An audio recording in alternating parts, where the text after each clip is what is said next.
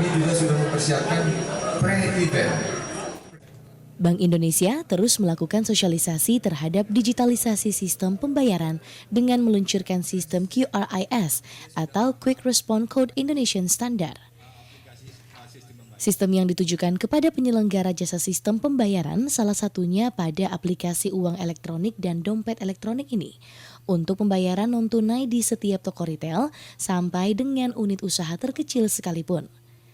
Implementasi QRIS tersebut akan efektif berlaku pada 1 Januari 2020 dan hal tersebut membuat para penyelenggara jasa sistem pembayaran akan terintegrasi pada sistem QRIS. Menurut Deputi Direktur Bank Indonesia Sulsel Cahyadi Prastono, sistem QRIS ini nantinya mampu mengintegrasi sistem keuangan nasional dan menjaga kestabilan praktik bisnis yang sehat.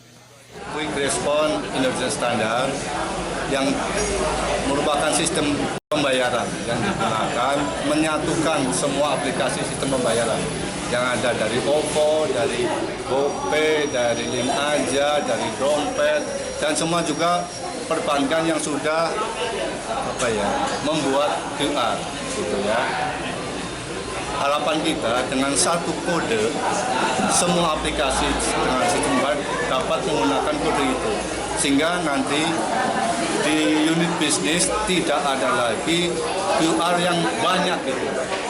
Satu untuk semuanya, universal tadi. Langkah yang diambil Bank Indonesia tersebut merespon kemajuan teknologi yang semakin pesat dengan menjamurnya perusahaan aplikasi uang elektronik dan dompet elektronik pada dewasa ini. Sigit Ihwantoro, Celebes TV.